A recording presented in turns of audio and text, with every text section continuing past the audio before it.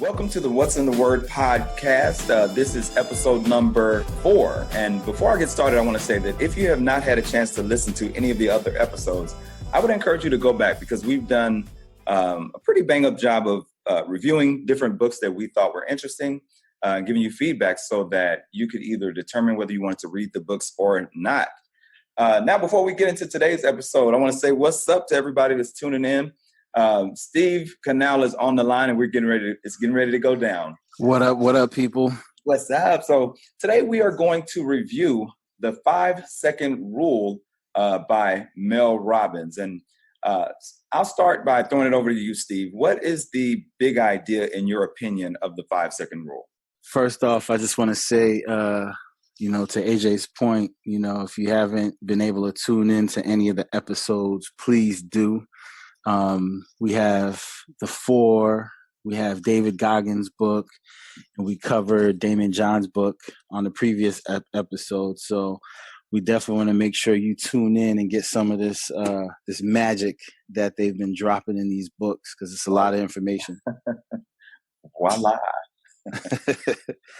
Yeah. So Mel Robbins, the 5-second rule: transform your life, work, and confidence with everyday courage.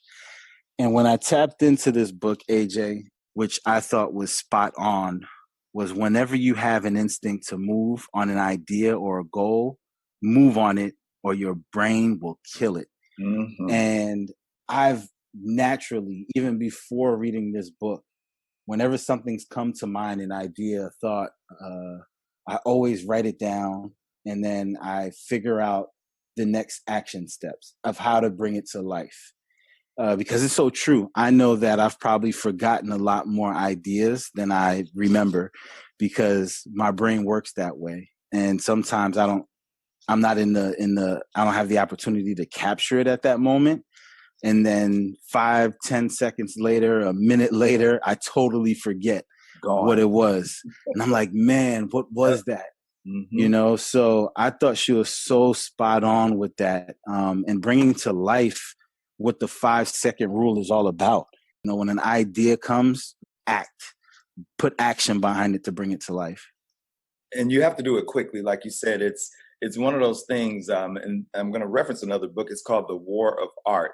The premise is this: it almost feels like a force fighting against you when you want to do something, either to continue to do things the way that you've been doing them, or continue down your path, or stop and do that thing.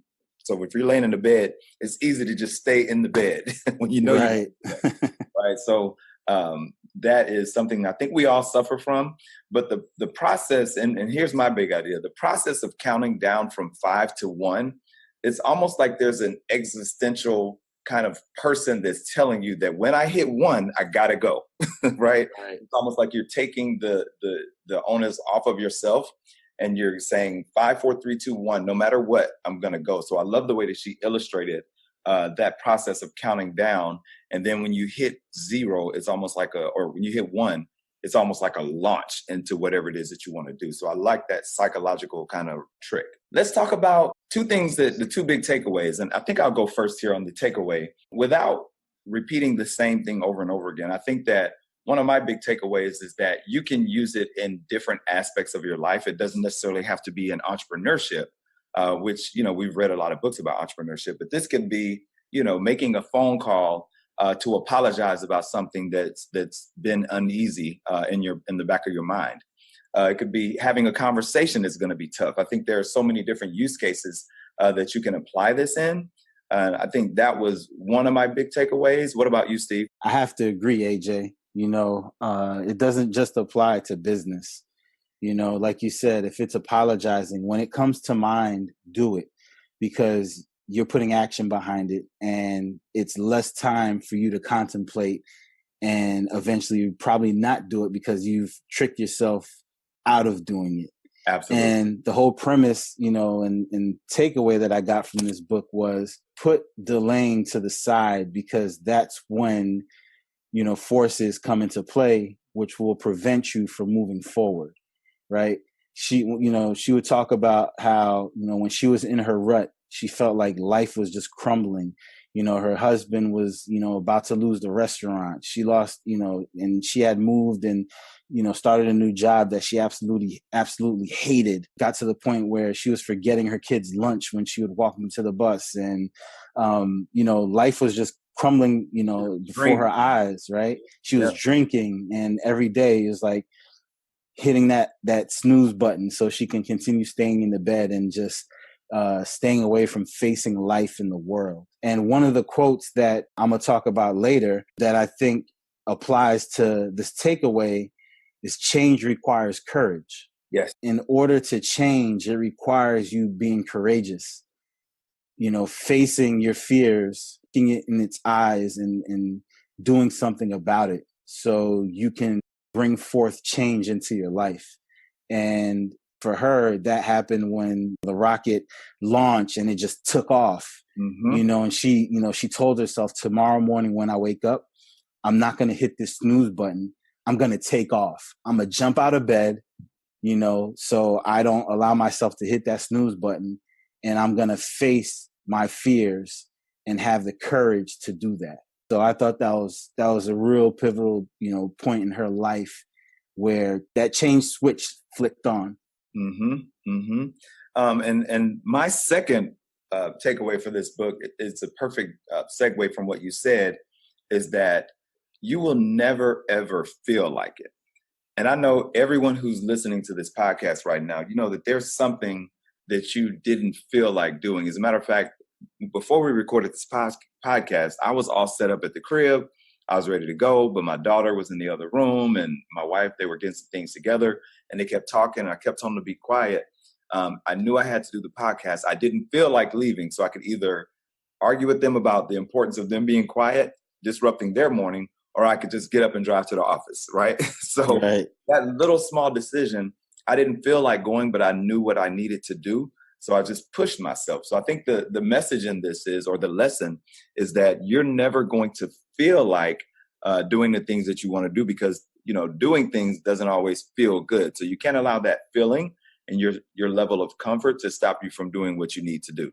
Absolutely. And for my second takeaway, it was during a point in her life, again, where she was trying to create change. And then she says, when you focus on problems, it magnifies them. It's called the spotlight effect, which I thought was so cool. The more you worry, the more uncertain you become. And you think about it, we all have those spotlight moments where it's something that, might come about within your life that you weren't expecting, and you start to worry, and it starts to magnify within your mind because you're just thinking of the worst, and it just continues to magnify and magnify. And if you don't get a grip and realize that it's going to be okay, like things happen in life, I just need to find a solution and move forward. But what usually happens is we sit back and we don't do anything about it. We just allow it to magnify within our minds, and it becomes that spotlight. And the more uncertain we become, because it's more and more fear that's consuming you. So, for me, it was just, acknowledging that these things do happen in life, but you need to take a step back, take a deep breath, inhale, exhale, understand the situation, and try to figure out a solution. All right. How can I make this better? What can I do to make this better? Now we're going to move into, this is one of my favorite segments, the different quotes that we have from the book. And one of the quotes that I took away, Steve, was Mel Robbins. And she said, I find that the rule helps me assert control the moment life tries to take control of me. I like that because it's almost like a tool, right? If you are dealing with something that you don't want to deal with, if you have something that you need to do, if there's something and you're feeling resistance, but you know it has to be done, you can use the 5-second rule. And like you said earlier, at the end of the 5 seconds, you take the action. That's key, right? You launch into it. You make the phone call, you send the email, you go to the gym and work out, whatever it is that you have to do, you take that action. So I love that quote. The rule helps her assert control when life tries to take control. What about you, Steve? I used the quote earlier, change requires courage, to hit on a point. But another, quote that I thought was powerful, because I use this all the time. It's on my bio. For me, within myself, it's you only live once, so why not be great? And in this book, Mel says something that, hit home and aligned with what, I think all the time is we hold our greatest selves back. We need to, look in the mirror and understand what are the things that I'm doing that's holding me back from being great. We hold our greatest selves back. There's so much potential within us all. And why aren't we allowing that greatness to shine? We always come into our minds and prevent ourselves from being great. And that's something that I want everybody who's listening to this to take a step back, look in the mirror and ask yourself that question. Why am I holding myself back from being great? And be real with yourself, be honest with yourself, and apply that 5-second rule, because when you start giving yourself those answers, those are solutions. Though, you need to realize that you need to apply and seek change to be great, and stop allowing other people whose comments, whose feelings are preventing you from being great because you fear what other people might say. So what? Mm-hmm. There could be 1,000 people who might not like it, but the one that does, you are life-changing. Absolutely. Changing lives. Now we're going to transition to the part that's not so fun, or maybe this is the part where we point out some of the things that we thought could be better. One of the things that I thought about this book, it's the content is incredible. I think that the amount of case studies and stories and things that she used in the book, I thought that was overkill a little bit, just because when we have no frame of reference, a lot of times she just launched into the middle of saying, oh, Joe, he used the rule when he was doing XYZ without context. Or I think that it was impactful, but I think after a while it got repetitive.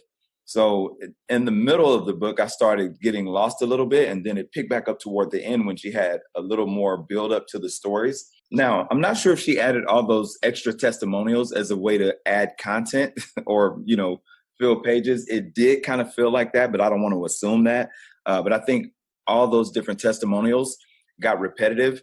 And I'll just say one of the things that I thought, if you watch the TED Talk on this book, you probably can get enough to be to understand the rule. However, I do think that you should go ahead and get the book so that you can learn a lot of the little tactics that she said to watch out for. What do you think, Steve?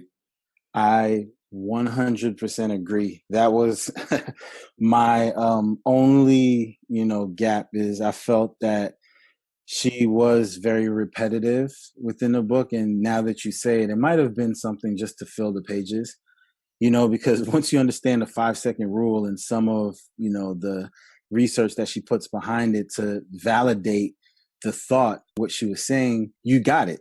You can